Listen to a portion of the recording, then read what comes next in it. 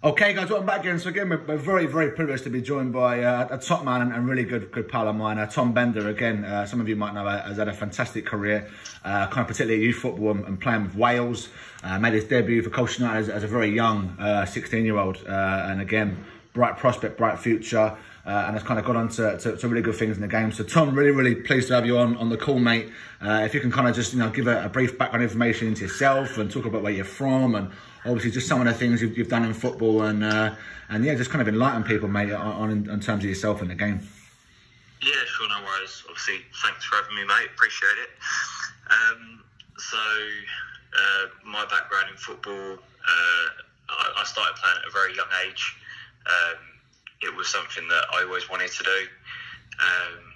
I never really joined a team when I was real young. I kind of strangely, not the normal thing to do, but a family friend of ours used to just run just training sessions. Really, it wasn't for a particular team or anything on a Saturday morning. And I went along for a little while, and all the kids were a lot older than me. And he said to me, or he said to my dad, sorry, he's a good player. I want to send him over to Tottenham. So I went there, and I was about 6 or 7, I think, at that time, and I was there for 18 months. And I suppose naively, because that was the only football that I'd known up until that point, I thought it was easy to get into an academy. And being an Arsenal fan, I wasn't over the moon about playing for Tottenham. I always played for Arsenal. So I remember saying to my dad one night that I didn't want to do it anymore. I wasn't enjoying it. So my dad, my dad, well, he supports me in anything that I want to do. Yeah, so he said to Tottenham at the time that I didn't want to be there anymore, and that I was going to take a break. And they said, that's fine, that's his decision. If ever he wants to come back, just let us know and he can come back. He's more than welcome. And I didn't kick a ball for 18 months. I completely stopped. And then when I was about 8, 9, I said, I thought I'd play football again. Should I go back to Tottenham? So my dad was like, I don't think it's that easy. And we spoke to them, and they said, yeah, come back. And I went back. But in that 18 months, as you can imagine, with me not playing football and all the other boys still being at Tottenham and training 2-3 times a week and progressing, I was so far behind all the other boys. And I was only there for a few months, and they said that it's not working out. I think he needs to go and sign for another team and play regularly. And that's it. Your time's up here. So that's what I did. I just went and played Sunday League. I was a striker at the time, and I played Sunday League up until I was 15, under 15s, I think. And then that's when I come to Colchester. No, I can remember, mate. Again, obviously, as a lad, obviously knows you well, mate. Knows your dad. I mean, your dad's a top man. Having that, we've had a lot of guys in the call, mate. I mean, Craig Arnott, and Alex Gilby. I mean, that support network is massive, mate. Again, talking about obviously how I know your dad would push you, mate, but at the same time, he wouldn't push you too much. And he'd kind of always make sure that you were doing what you wanted to do, because obviously it's important for players to, well, it's massive for players to, have that player ownership. And I can remember, mate, when you come in the building at Colchester, I mean, obviously you went for kind of a different route, and kind of picked and choose when you wanted to go into football. Obviously, it isn't that easy where, the players, as you say, I mean, you have a bit of a time out and you have to kind of come in and people have progressed. And you come into Colchester, and that was a time where the club were really trying to go place. I mean, the likes of yourself and Jordan Sanderson come in. And I can remember looking at you thinking, this kid, this lad has got something. And just talk about that change, mate, from going to a club like Spurs, where maybe kind of things are ultra professional and it is top level football, to kind of Colchester United, where they were up and coming and they were trying to become that kind of level. What was that adjustment like, mate? I think obviously the professionalism, like you touched on there at Tottenham, is on another level. Even down to the real young kids down there, that what was at White Hart Lane at the time, was the sports science was in there from a real young age. And then you come out of that and you go into Sunday League, and it's park football. It's playing with your mates, it's enjoying it, and there's nothing like that at all. You turn up 20 minutes before kick-off, kick a ball around for a bit, and then you go and play. And then you go to Colchester, and obviously it's not as professional as Tottenham, but it's a lot more professional than recreational football in the park. And I think while we was there, we both went through that stage where Colchester was changing. Like, you know, we went from training at the University of Essex and playing at the Garrison, like in an army barracks, to go into the new stadium and having the new training ground. So while it wasn't immediately ultra professional at Colchester in terms of facilities and everything like that, it always had potential.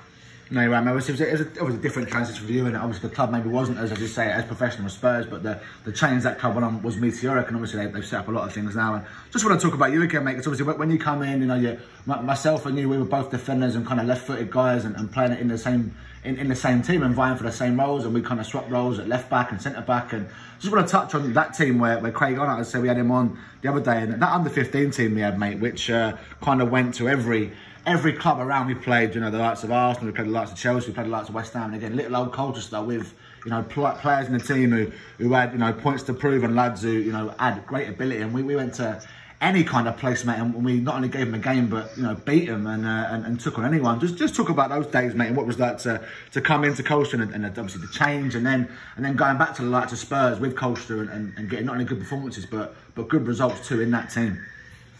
Yeah, so obviously when I came to Colchester, we had them open trial days in the summer, the pre-season, and I turned up unknowingly that they thought I was a defender, and I wasn't.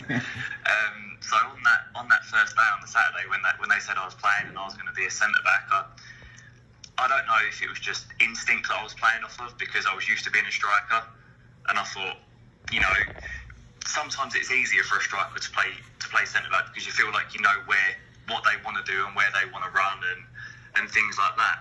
So that's how that kind of come about. And, you know, like with the other boys that was all there through the open trials, I think it was only you and Jordan Page that was previously signed. So we'd all come from the same route, and we'd all kind of had that connection and that, you know, that thing in common that we was all fighting for a contract throughout that pre-season. And I think I was actually the last one to get offered a contract. I know Jordan Simonson got his after a week or so, and, you know, Matty Newman and all of that, Nick Azzopardi, Anthony Sanderson, I think they all got their contracts after a couple of weeks. And I don't think I actually got mine till the end of that pre-season. But that team that we had there was different because we was all mates. It wasn't like, it didn't have that feel of an academy football team. You know, Nick and Anthony and Matt, they'd all come out of London, and Jordan and that, and there was that streetwise kind of attitude about it where we was kind of acting like we was playing park football with our mates. And I think the fact that we had no fear, we didn't really care who we was playing against, I think that showed on the pitch, because it just made us play with freedom and play so much better.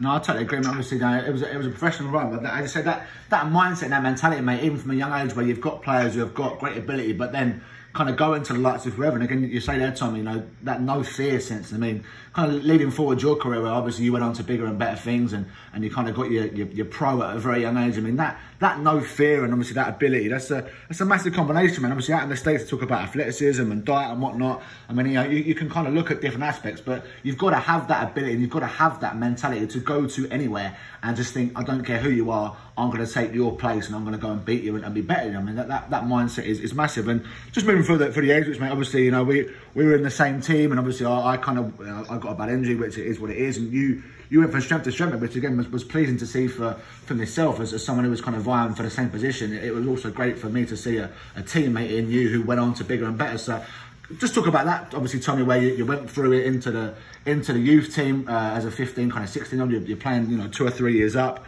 and then obviously quite quickly under Paul Lambert, you went and got your pro and made your debut at the age of 16. Just talk about that whole transition there, mate. Yeah, so when, starting from when we was under 15s, we didn't have regular games as an under 15s because it jumped from under 14s to under 16s. So unless you was playing in the under 16s on a Saturday, you didn't have regular games.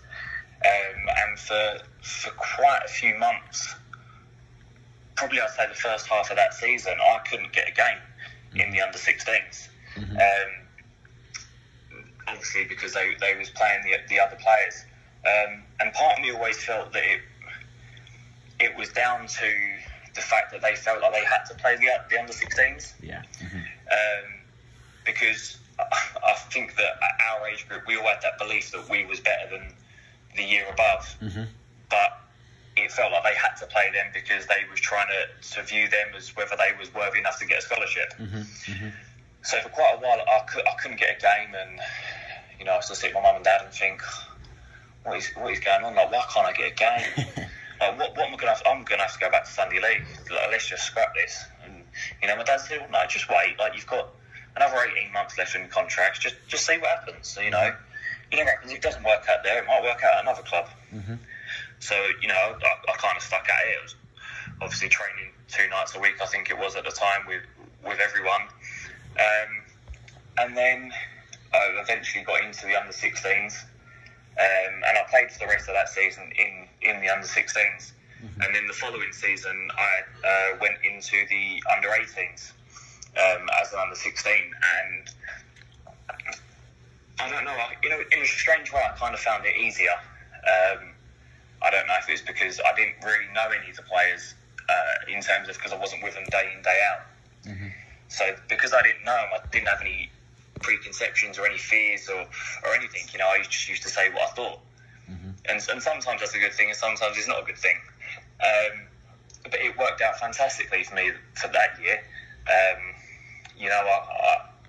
We used to have, around about Christmas time, we'd have our meetings with the coaches, and I'm sure you remember they'd sit you down with your parents and tell you what you think you've done well, what you're not very good at, and all of that. And I think I just played in the FA Youth Cup for the under-18s against Cambridge, and we had the meeting, and all the parents were coming out, and I was last to go in, and they were saying, my boy's fantastic, he's doing really well, he's doing this, he's doing that. And I went in there with my mum and dad, and we come out, and the parents were like, what'd they say about Tom? They must be over the moon.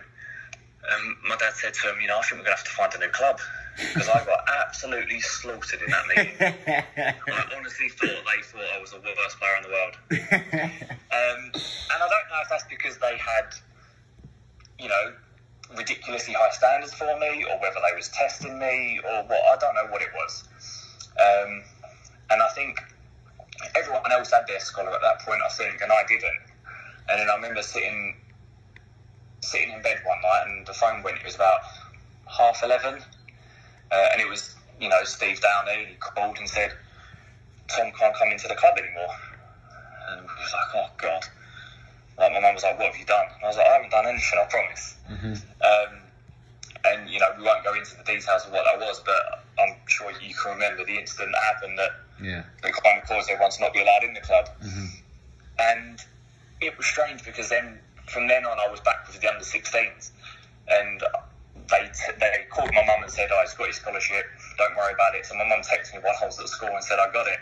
And that I had to stay with the under-16s. So for the rest of that season, I was kind of back down with my own age group, which was nice in a way because I was back with my mates. But when you want to push yourself and progress, it's not nice dropping down 2 years, so to speak.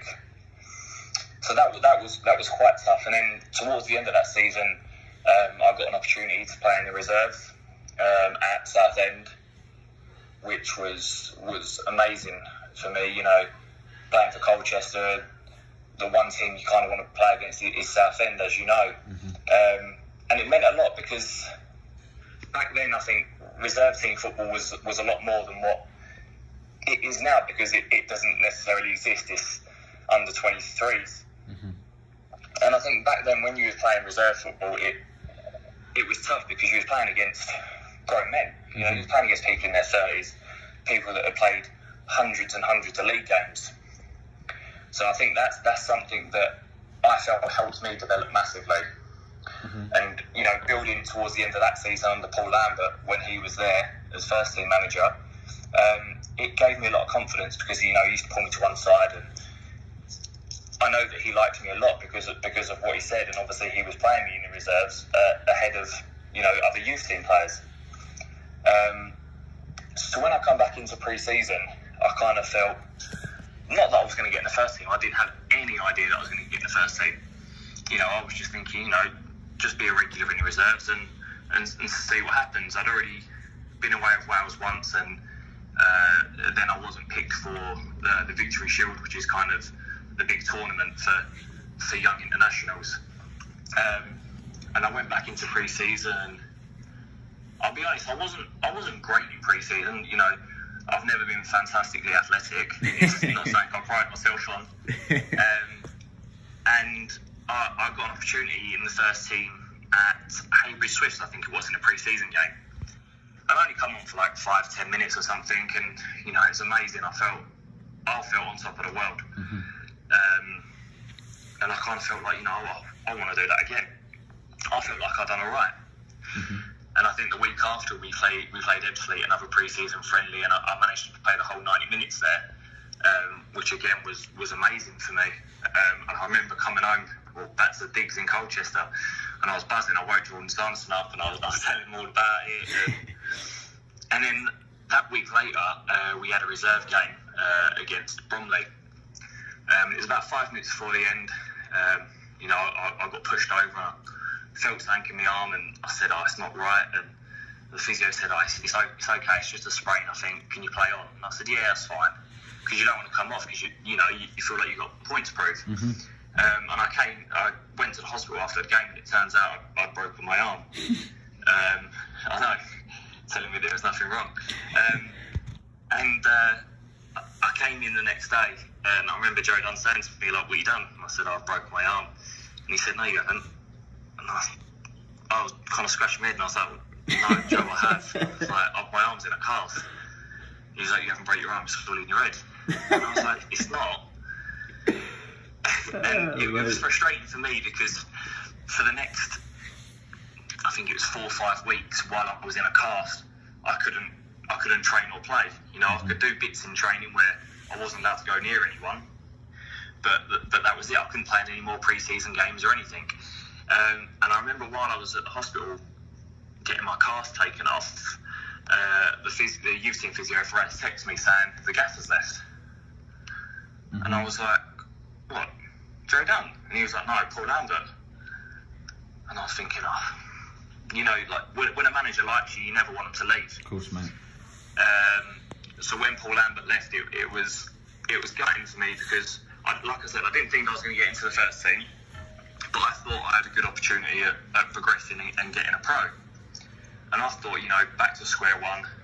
I wasn't training with the first team at all at this point, and I just thought, a new manager's going to come in, back with the youth team, back doing all the things that, in theory I should be doing, but not what I wanted to be doing. And then when we found out that Adi Boothroyd got the job, I wasn't quite sure what to expect. I kind of thought I was going to be pushed further out, because Adi had just come from the Premier League not long before with Watford, and he was a relatively, well, he was a big name for the club, and he was a relatively big name in management at the time, and I kind of thought he's not going to want young players around or anything like that. And surprisingly, I was quite wrong. We had a reserve game at Portman Road against Ipswich, and I remember I done okay. I wasn't a world beater by any means, but my mum and dad was meant to be driving me home after the game. I remember I came in the change rooms afterwards, and Tony Hume at the time just looked at me and he went, manager's office first thing in the morning. And again, I'm thinking, what have I done? What have I done? I didn't have a clue, and I was standing on the roadside outside Portman Road. I was there for about half an hour, and I called my mum and dad and said, where are you? And they was like, we've just gone past Colchester, we're going home. Why? I said, you're meant to be picking me up. And they was like, oh my God, I forgot, I'm so sorry, and all that. So I'm standing on the side of the road for an hour, and they come back, and I get in the car, and they go, anyone say anything to you? And I was like, yeah, I've got to go and see the manager in the morning. And they was like, oh. And they was kind of like smirking. And I was like, what? And my dad went, shall we tell him? And my mum went, you can't say that and not tell him now. And I was like, what? What's going on? And and they just said, you've got your pro. And I was like, what? I was like, what do you mean I've got my pro? How have you found out before I have? And they said, Tony Hugan come and got us before the game and said that the AD wanted to talk to us. And, he said that he really liked you and he wanted to offer you a pro. And as you can imagine, I am swinging from the rooftop, mate. I'm over the moon. I don't know what to think. Brilliant, mate. And they was like, but you can't act like you know. You've got to act as surprised as anyone tomorrow when you find out, because he told us not to tell you. Mm-hmm. So I was like, okay.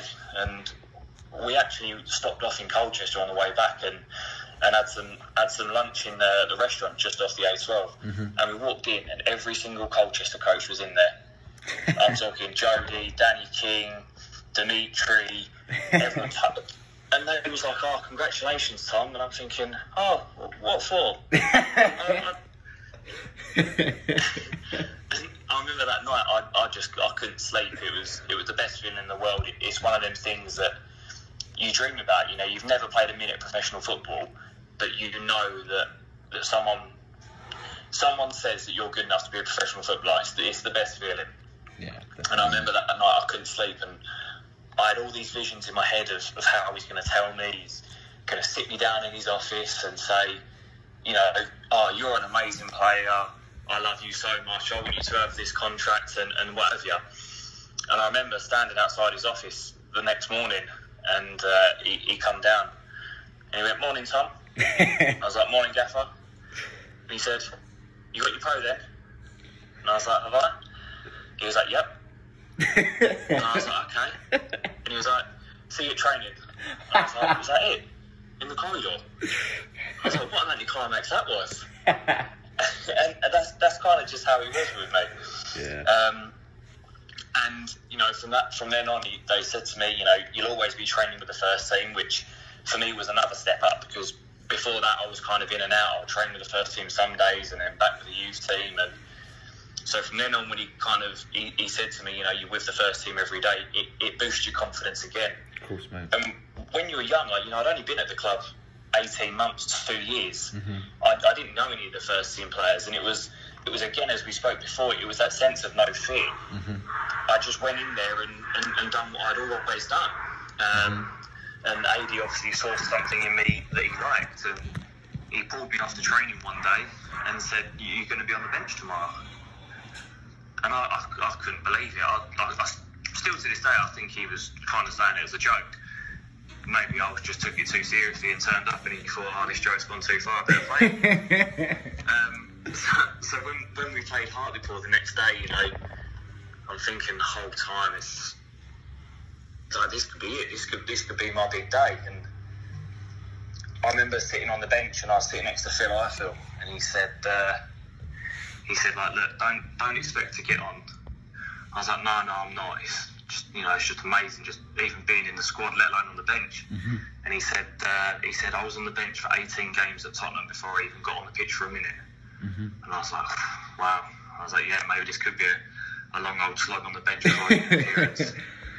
And I remember warming up, and you're warming up every 5 minutes, hoping that the manager just looks at you and thinks, yeah, go on, and I'll stick him on. And then it got to, I think it was about the 85th minute, and Joe Dunn whistled down the touchline while I'm warming up, and even to this day, it's still such a vivid picture in my memory. It's, as I'm jogging back to the dugout, Joe Dunn's got a massive grin on his face. I'm smiling ear to ear, and he says, "You're going on, mate, just enjoy it." And then from that moment on, when I came on, it was kind of a bit of a blur.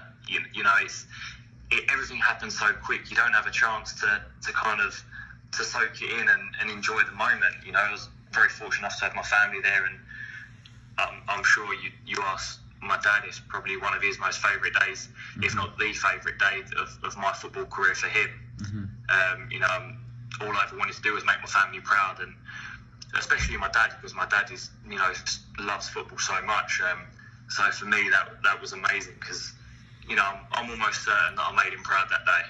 No, definitely, man. Again, it's a fantastic story, Tom. Obviously, you're painting the picture so vividly, mate. And again, you're not just a footballer, mate. You're an intelligent guy as well. Obviously, the way you told that whole story there is it puts hairs in the back of your neck. And just kind of going back, mate. Obviously, as you say, I mean, you were only at the club for 18 months, and it was a whirlwind. I mean, football, soccer can be. And I can remember, mate, as I say, when you first come, and obviously you went on to bigger and better things. But at the time, I was actually the captain of the team. And I think a lot of the problems you face, mate, whether you know it or not, were probably because of me, in all honesty, because the club kind of rated me very highly, and they said, like to Jordan Page, and you kind of had to wait your turn in that respect and kind of earn your place. But my God, did you go and do it? And when you got that key word, as you say, as you've mentioned so many times, opportunity, mate, you definitely grabbed it with both hands. And talking to the likes of Gilby and Craig and whatnot, again, obviously, and even as you kind of saw, mate, I mean, you got the opportunity at a young age, and you took it under the likes of Paul Lambert and Eddie Buford, who went on to bigger and better things. But on the flip side, mate, which a lot of us kind of found, and again, the other side of the coin, Tom, which we're going to come on to in a second, is when the regime did change and that opportunity kind of got taken away from you, how difficult it was, mate, because obviously the likes of Lambert and Buford, who were, with all due respect, top level coaches, who went on to bigger and better things, and replaced with guys who maybe weren't as high calibre and maybe didn't have the same kind of mindset. What was it like, mate, dealing with that change and that sense of being given opportunity and feeling as if you were taking it, and then kind of having that opportunity taken away, and a sense of what do you do and where do you go from there, mate? Yes, as you touched on, it's all about opportunity, and AD gave me that, and it was not long after that I had my debut. They'd already offered me my pro contract, but as you know, in England, I'm not sure if it's worldwide, but I know definitely in England, you can't actually sign your professional contract until your 17th birthday. Mm-hmm. So everything was it was agreed and it was on paper, but it couldn't be signed until the January. And it was about October, November time that AD pulled me in his office and said, we've got a couple clubs after you, but one of them's made a concrete offer. Do you want to go and speak to them? And I kind of mulled it over, and he said, do you want to know the club? I said, yeah, okay. And he said, it's Fulham. They're after you and Anthony Wordsworth. Mm-hmm. They want you both. So I was like, okay. And at the time, I probably should have said, okay, let me think about it, and talk to my agent and everything like that. But when you've just kind of got your foot in the door, so to speak, you don't want to bite the hand that feeds you. Mm-hmm. And obviously, looking back, I know that all the club wanted was as much money as they could get for me. Mm-hmm. That was the only reason that they was even entertaining the idea, which was why they was offering me, stupid contracts to stay at Colchester in terms of duration. The original contract they offered me was 7 years. And obviously my agent said there's no chance he's signing the 7-year contract. Mm-hmm. It's never going to happen. But obviously that would have worked in their favour of getting money for me. Yeah. And I sat there with AD, and he said to me, look, you're in and around the first team here, and it will continue to be that way. Or you can go to Fulham and you can play for their youth team. Mm-hmm. And when he said it like that, I kind of thought, yeah, maybe I should stay. Let me be one of them players that stays loyal to a club and racks up a number of games and then gets a bigger, better move. Mm-hmm. So that was what was going through my head at the time. And it was all working out great. On my 17th birthday, I signed my contract. And then it was that season under AD. It got to February, March time. And I was at the stadium before training, obviously, because we used to get changed there. And Joe Dunn come into the change rooms and said, you're staying here. He said, you're not going. And I said, okay, no worries. And in my head, I thought, because that night I was going away with Wales. Mm-hmm. So I thought, I'm not training because they don't want me to get injured because I'm going away to play in the Euros with Wales. They're kind of protecting me, so to speak. Mm-hmm. So I thought, okay, that's nice of them. And I just sat in the changing room. And then about 5 minutes later, Joe Dunn, I can hear him screaming down the corridors, like shouting my name. And I come running out, and he was like, why aren't you on that bus? And I said, oh, sorry, like you said I wasn't going. And he was like, get on that bus now. So I was like, okay. So I got on there, and then it was Adi that pulled me after training, and he said, you're not going tonight. And I said, what do you mean? He said, you're not going to Wales, you're not going to the Euros. And this was for the under 17s at the time, I think. And I said, oh, how come? And he said, we've got a couple of injuries. He said, we need you here. He said, you're going to be playing. And I was like, okay, if I can't go away to Wales, but I'm going to be playing here, then that's fine. But, I hadn't played for a long time. So for me, in my head, I didn't really mind it. And then I sat on the bench for 3 games, didn't play a minute. And he brought Frank Wadurian on loan, who, effectively done the same. I'm not saying done the same job as me, obviously been playing in the Premier League for years, it's not better. But was a left-sided centre-half, could play left-back, that kind of role. Definitely, mate, yeah. So that kind of left a bit of a sour taste in my mouth about that whole situation. And then, I kind of thought, okay, never mind, like, is what it is. And then we get to the end of the season, and, as I'm sure Craig said before, and you've pretty touched on it with others, when Adi Boothroyd left, again, I thought, I don't know what's going to happen here. The whole situation with Paul Lambert when he left, and I thought I was going to be back to square one. Yeah. Could this be even worse for me under Boothroyd with him leaving? So my head was kind of all over the place at that point anyway. And when it got announced that John Ward was taking over, I kind of thought, oh, amazing. He was the assistant manager, worked with me every day for the past year. In my mind, saying all the right things to me in terms of liking me and all of this. And, I thought, it's a bit of continuity for me. It's, it's not a fresh face coming in who is just going to disregard me because I'm young. I'm only 17. And then John Ward come in and he had different ideas. He had different views. And he I felt that he just completely disregarded me. I kind of felt like I was strung along a bit. I was meant to go on loan to Stevenage, and that got cancelled because they didn't want me to go to a non-league club, and they were at the time.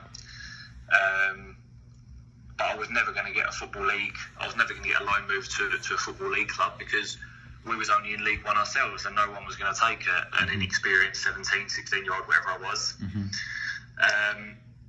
And then I'd be in the squad every week, but I wouldn't play, and I was growing more and more frustrated. I didn't know what to do.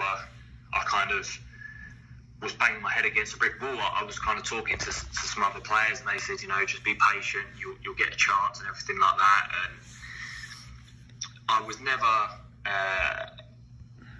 a bad egg in the football club in terms of, some people try and force situations, whether they don't turn up for training or, just kick balls around or, be a nuisance, whatever. I never wanted to be like that. I was kind of always at the time I was, I suppose, kind of too shy and nervous and scared to be someone like that because... professional as well, mate. Very professional. I didn't want a bad reputation for things like that. Of course.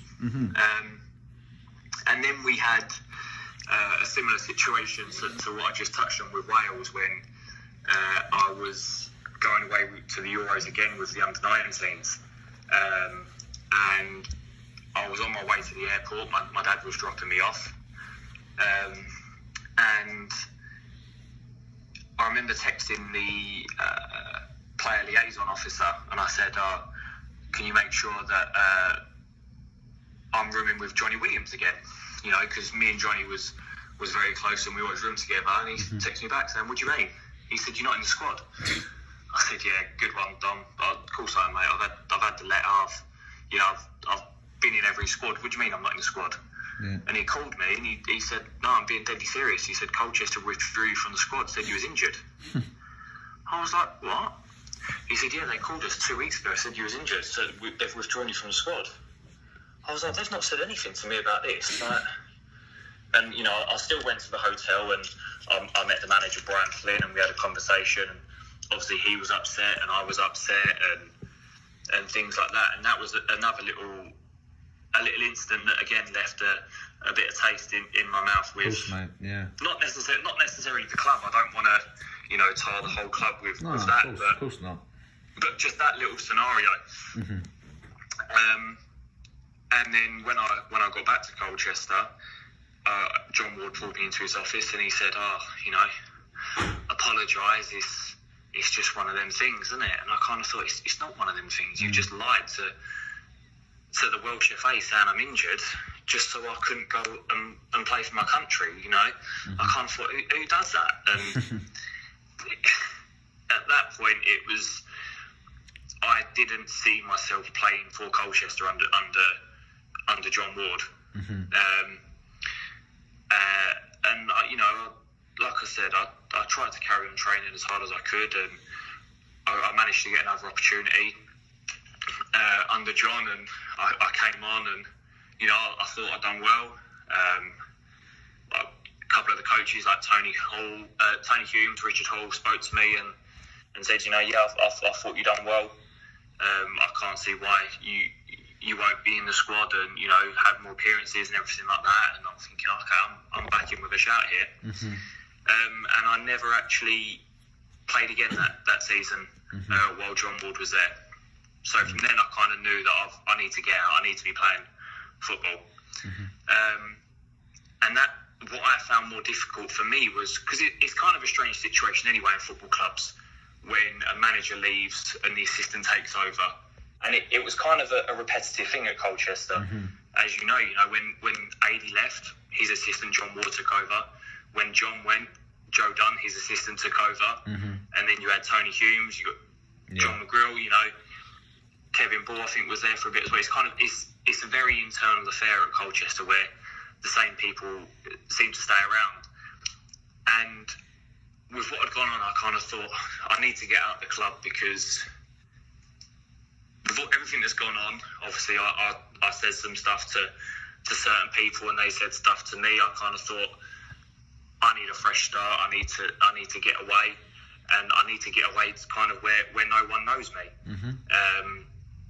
Because I felt like I was always seen as the young kid. No matter, I was only 18 at the time, and I was a young kid, but I didn't want to be seen as that. I'd been in and around the first team for 2 years.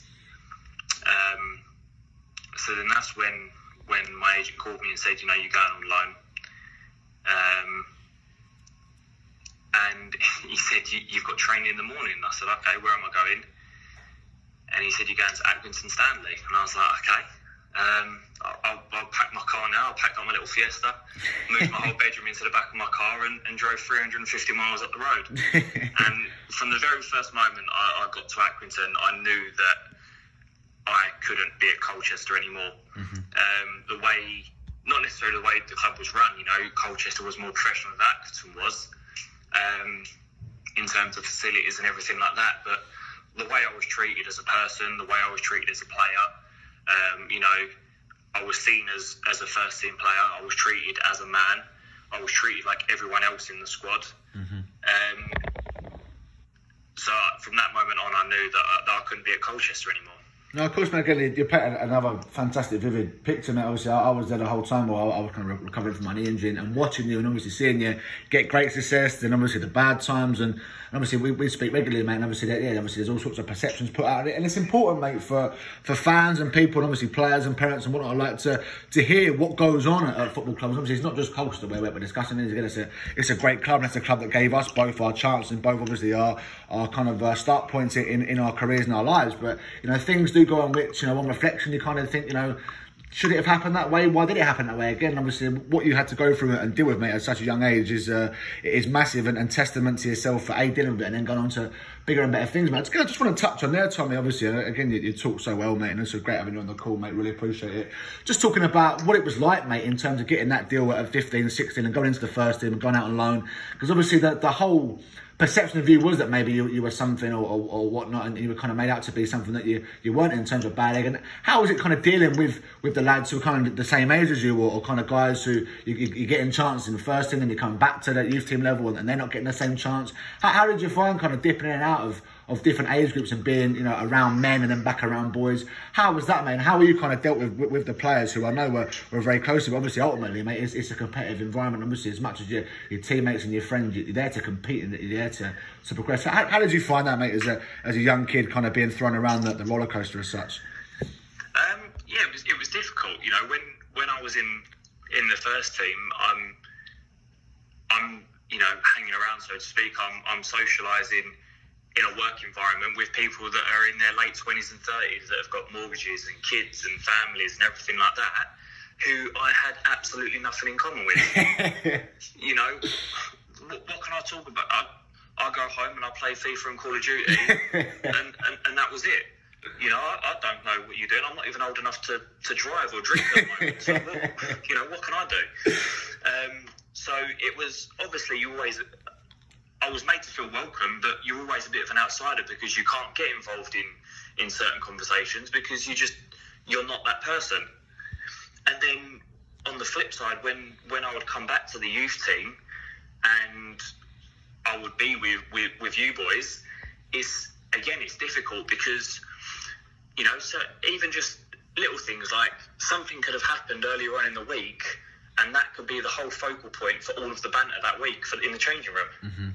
But because I'm not there to be involved in it at the start, it's very difficult for me to then be involved in it towards the end of the week. Of course, mate, yeah. So again, you're kind of a bit of an outsider again. You're kind of stuck in limbo. Yeah. Which is why I kind of think these under-21s, under-23s football was introduced to try and bridge that gap between youth team and first team.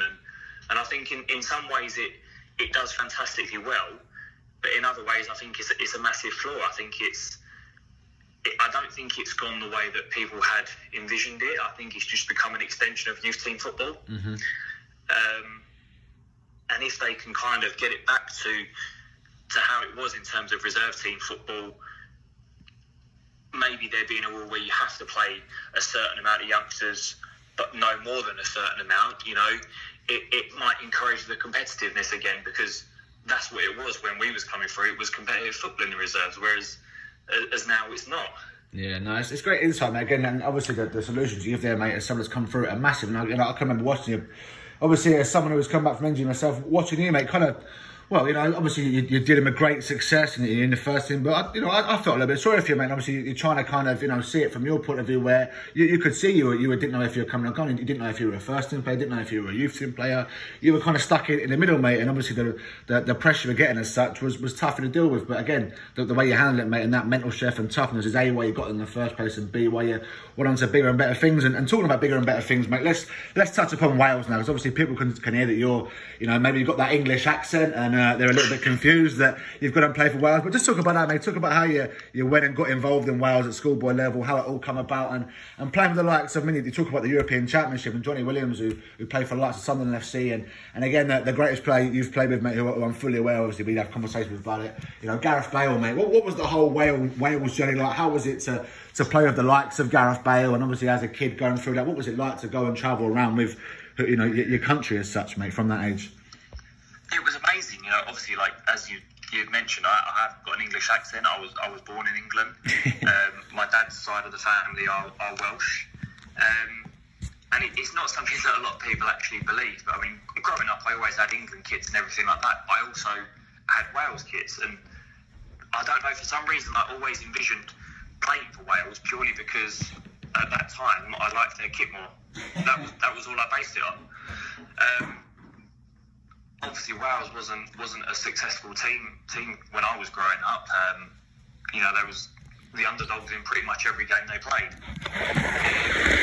When the opportunity came about, I was, I think, 15 at the time, and the club got a letter or a phone call or something, and they let me know that I was being invited to go down to Cardiff for a training camp for a week and everything like that. And I went down there, and there was, you know, so many boys.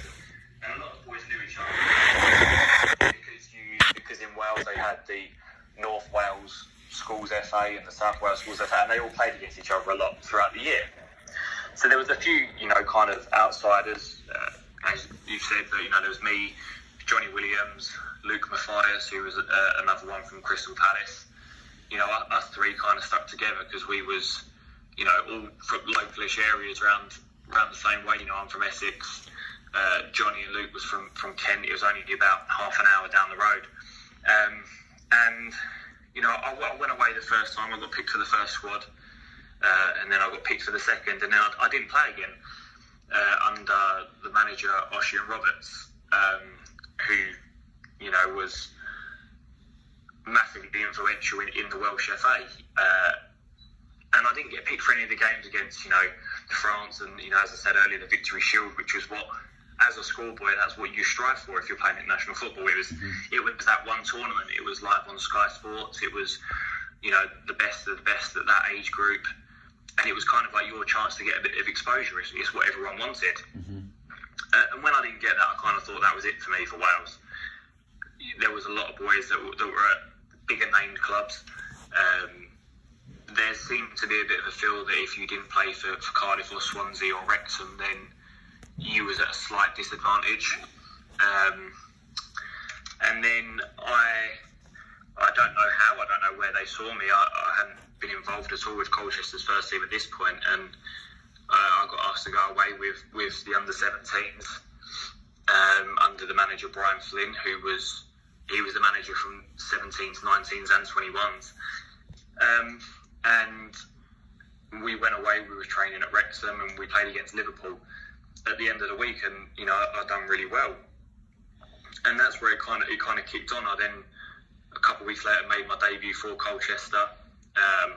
The week later, I went away again with the under-17s for the European Championship qualifiers, and you know, I was named captain for that age group, which was, you know, a huge honour for me and my family. Massive, mate. And it kind of snowballed from there. And the manager, Brian Flynn, as I said, you know, really took to me and Johnny Williams. We was kind of, I wouldn't say as golden boys, but he definitely took a shine to us, and he really liked us as people and as players. So, you know, we also played for the under-19s, and I think about 9 months after that, we was in Sweden and for a little tournament, and he said, you know, one player in this squad, I'll tell you now, is in my next under-21 squad. And everyone's thinking, oh, who is it? And obviously deep down I was absolutely desperate for it to be me. You know, under-17 being in the under-21s, you know, would have been amazing for me. And at the end of that trip, he said to me, you know, what do you want from this? Like, what are you hoping for? And I said, I want to be that player in the under-21s. And he said, you know, at the moment you're not. It's going to be Johnny. And obviously I was gutted for myself, but I was over the moon for Johnny. You know, he's one of my best mates in football, and if there was one person other than me I wanted in the under-21s, it was going to be him. And he said, but you're going to be on standby, so, you know, if anyone can't make it for injury or anything like that, then you'll be in. And, you know, within a couple of weeks, I got a letter and said, you know, are in the squad, and we went away to Malta, and we had some big characters in that squad, and, you know, it was a fantastic opportunity for me, and I suppose when I got that opportunity, again, I took it, because from then on in, I was in the under-21s. And like you said, you know, we had some fantastic players. Unfortunately, I didn't get to play any games with Gareth Bale, but we got to train with them. And, you know, we had other players like Joe Allen and Aaron Ramsey, Hal Robson-Kanu, Ben Davis at Tottenham was in my age group. We had Adam Henley, who went on to play for the senior team, who played out in the MLS. You know, so we had some amazing players, and you know, I've probably missed a couple out there because I can't think of them off the top of my head. But you know, we was kind of like what was seen as the golden generation for Welsh football, and I think a lot of them, you know, kicked on and have done amazingly well, and I'm sure a lot of people noticed that a few years ago when they got to the semi-finals of the European Championships. No, definitely. Again, it's such great insight, Tom. Obviously, you talk about, you know, you had England shirts and Wales shirts, but obviously, you know, for those that may be asking questions, well, I mean, I thought it was a case that you couldn't choose what country you play for. Obviously, those are the rules. You can't necessarily choose who you play for. How did it all come about in the first place? And obviously, it's not a case that you just decide, oh, I'm going to go and play for Wales. You know, how did it all happen, mate? Obviously, talk to us more about your family, and obviously that relative you had to go and be a Welsh footballer. Yeah, so obviously, as I said, my dad's family are Welsh, and I think it all happened that there was someone at Colchester. I can't remember his name, to be honest with you, but we was having a conversation over the University of Essex one lunchtime, and we was having a little conversation, and he was talking about someone he knew who had just been called up for Wales, and I think my dad made like some sort of tongue-in-cheek comment in passing about me being Welsh as well, and or qualifying for Wales, and he said, "Oh, are you?" And I was like, "Yeah." And obviously at the time, Grant Williams was the manager, and he had a conversation with Grant, and then the next first team game that we used to go to, he introduced me to Grant, and we had a conversation, and he said, would you like to play for Wales? And I said, no, I'd love to. It'd be amazing. No, and I think that's kind of where it went from there. I'm guessing that he knew someone, and said we've got a lad that can play for Wales. If you want to have a look at him, I think he might be half decent. He might be able to kick a ball for you. No, it's amazing, mate. Again, obviously, it's just that one opportunity again somewhere. Things can come about, but obviously, a lot of guys kind of get offered opportunities, or opportunity may present itself, but unless you're good enough and you're prepared to go and take it, which you were because you put in the work and you've done the graft, unless you're prepared and ready to go and take it, sometimes it can pass people by. And again, everything you've kind of got from the game and done from the game, obviously, there's been good and bad, but again, you've deserved it. The good times, especially, you deserve them all because obviously, someone's played with you. I know how good you were and are, mate, and the career you've had, even kind of coming through it as a kid and going into Wales and playing the likes of Gareth Bale, obviously is a world class household name, is tremendous, mate. And obviously now, moving forward, mate, obviously it maybe didn't work out as much as you want, like a lot of us at the club for one reason or another, and you went into non-league. And just talk about now, mate, what it's like in non-league, and obviously having your two boys now, mate, obviously at the age of 20, 26, 27, like myself, you're now a proud dad and you're at a different stage of your life. Obviously, you went through a lot of massive things early, mate, a lot of exposure, as I said earlier. Talk to us about what it's like now, mate, in non-league, and obviously what it's like being a proud father of your two boys. It's amazing. It's the happiest I've ever been. Like you said, it didn't work out at Colchester when Joe Dunn took over. He said to me, because I'd been out for, I think, on and off 10 months with injuries from when I was on loan at Accrington, and I'd come back to Colchester. And I never felt like I got the treatment that I deserved as an injured player, which is why I felt like I kept breaking down. Yeah. And I, looking back, I should have been a stronger character and said something and said, no, I'm not right to be training, I'm not right to be playing. But that wasn't in my nature at the time.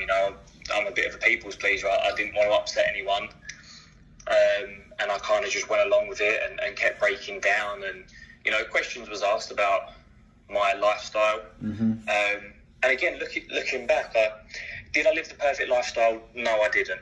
But did I live the lifestyle that people at Colchester thought I was living? No, I definitely didn't. There was a perception within the coaches and everything like that I was a bit of a party person and drinking and everything like that, and I most definitely wasn't. Other boys were going out and having a good time and doing whatever they wanted to do, and that was their prerogative. It was up to them.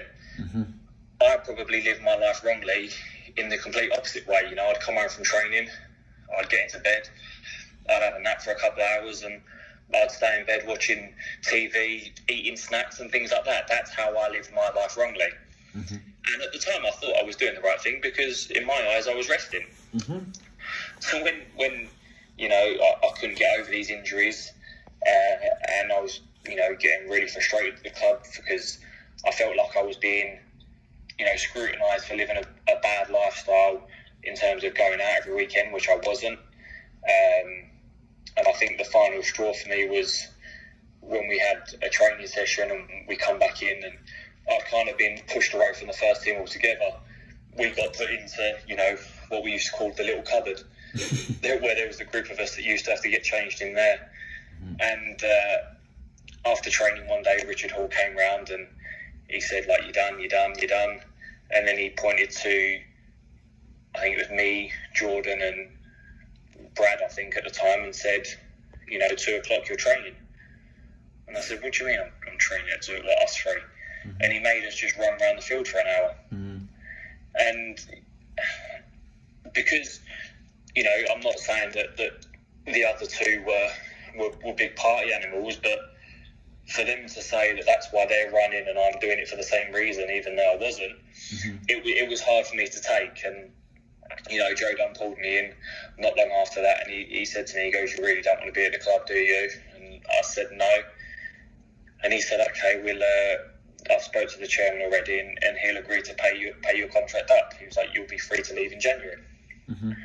And for me, it was a massive relief, because it was a light at the end of the tunnel, so to speak. I could focus on getting fit. I didn't have to rush myself back for Colchester. Mm-hmm. And it got to that stage where I was back training and I was fit to play, and they was telling me to play in under 21 games, and I was refusing because I didn't want to get injured. Mm-hmm.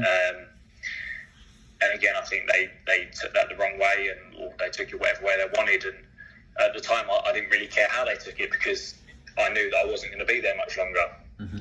So when I left,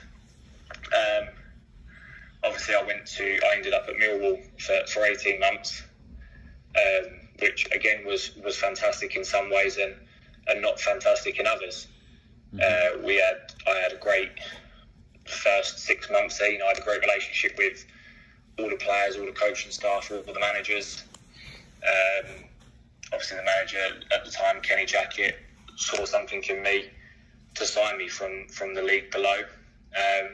And we had conversations, and he said to me, you're not fit enough at the moment. Obviously you've been out a long time injured. He was like, focus on getting yourself fit, and we'll see where this season takes us. He was like, but definitely next season you're going to be in our plans. And for me that was fantastic, because it's, in a way, it's kind of not rubbing it in the face of the people at Colchester, but it's kind of, it's proving a point, so to speak. Yeah, of course. And as it happens with a lot of players, the end of that season, Kenny Jackett left and Steve Lomas come in. And that was by far the worst thing that's ever happened to me. I think for a lot of people, you ask anyone, he was known as Agent Lomas, sent in by West Ham to ruin Millwall's season. There's no taking away what Steve Lomas done in his career as a footballer. He was obviously a very good footballer, played in the Premier League for a long time. But as a manager, as a man manager, dealing with players, he was by far the worst that I've ever seen, and I've had my fair share of managers. The way he treated players was horrendous. You probably don't get a lot of people saying that about managers, but I'm sure I'll never see the guy again. So it's one of them things, and I started to get played out of position a bit. I remember he played me once at right midfield and hammered me at half time for not being effective, and then put me centre half, and I went up for a header and the ball went to their player after I headed it, and I get subbed for not keeping possession from a header. So I knew I was never going to win with him. And it was from that moment on that I kind of thought, this really isn't for me. I could quite happily not play football anymore. I fell out of love with the game. Mm-hmm. I'd already made my decision that I was going to leave. I was going to go in January. I was going to go up to Scotland. I was going to go to Aberdeen. And that deal fell through after Steve Lomas got the sack on Boxing Day. Mm-hmm. And I decided that, all I want to do is enjoy football again, and I wasn't enjoying it at the time. Yeah. And I actually said to my mate who was at Welling United in the conference at the time, I said, tell your manager to sign me. I said, just get me on loan. He was, I met him on loan when I was at Accrington. We'd been best mates since for a few years. And, I went down there on loan for a bit and started to enjoy football again. Yeah. Playing with my best mate every week. It was it was good fun. Brilliant, mate.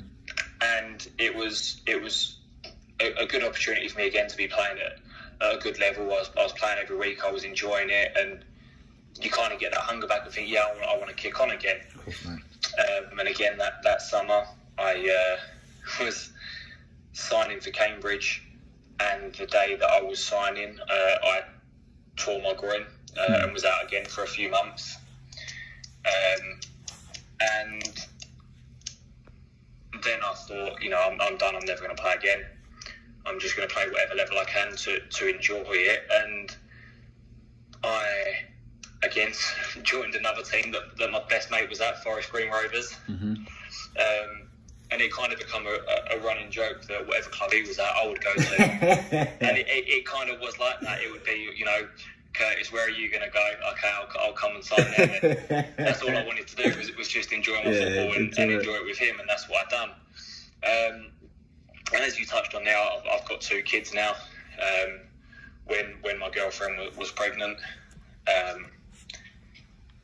decided, obviously, at Forest Green, I wasn't starting every week. I was playing in midfield. It wasn't my position. I knew that, I'm not going to tear the world apart playing in a position that I'm not used to. Mm-hmm. So I decided to leave, and I said I wanted to be closer to home.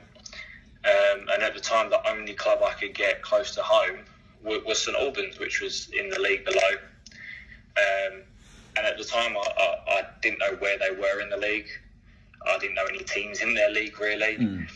I just purely signed for geographical reasons. Of course, mate. And it was the best decision I made. It was a hard couple of months because we was bottom of the league and a long way from being safe, but we managed to pick up a good bit of form and a good run, and we managed to stay up on the last day, which was an amazing feeling because we had a great team spirit. We was all mates, and I made my decision then that St Albans is going to be the club that I was going to stay at, and I've been there since. No, I see, mate. And you've got to find somewhere to settle. Obviously, the older you get, obviously the dream is to play at the highest level and whatnot. But you've got to choose, And when you kind of get involved with, with kind of people and you have kids and that, you've got to kind of really be a man and kind of put them first. Which again, mate, you do. And again, it's a great story, mate, for people that listen. Obviously, we're dealing with a guy here, boys and girls, ladies and gentlemen, who again has played at a very, very high level. Going through the likes of Colchester and Tottenham and whatnot, and getting his pro at such a young age, and dealing with the highs and the lows, and playing with Wales and Gareth Bale, and obviously then dealing with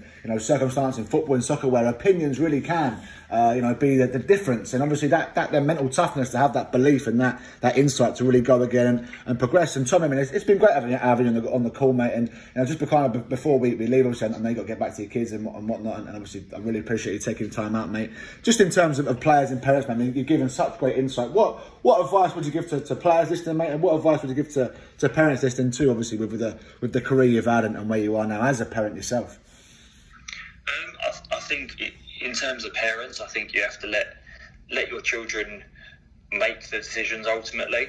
I think guide them as much as you can and kind of educate them on the risks and possibly the consequences of their decisions, but don't force them into any decisions. Mm-hmm. That's what my dad done to me, and I feel like in some decisions I've made, it's been the best thing because I've either made a good decision or I've made a decision which has ended up a mistake but I've learnt from. Mm-hmm. Don't try and control your children's lives or live your football career through them, so to speak. Mm-hmm. And I think for the kids it's purely about enjoyment. Of course, mate. If you're not enjoying it, you're not going to be playing your best. Mm-hmm. It doesn't matter who you are. So if ever you're not enjoying football, or you're not enjoying playing at a certain club or whatever, then don't do it, because you're not gonna be performing to your best ability unless you are enjoying it, unless you've got a smile on your face. No, of course, mate. Great insight, mate, and I really appreciate coming on the call. I know again, talking to Alex Gilby gives very similar advice, and guys that have kind of gone through similar pathways. Obviously, he's been fortunate enough to go on to bigger and better at MK Dons now, and obviously, you've had a different route. But I know that for a fact that he learned off off of guys like, you know, myself and yourself, who kind of went through that path, and obviously you helped him shape his career, which is colossal. And even moving forward out to the States, where I know you're keen to kind of look at to get out here, and obviously in coaching roles, plan roles, obviously once you're going to get your family a bit more settled, you know, hopefully one day we can see you out stateside, and we'd be very pleased to have you out here, and very keen to make that happen. So no, I appreciate having you on the call, mate. And again, like we say to everyone, you know, wish you all the best going forward, mate, and just thanks very much, pal. All right. Thanks very much.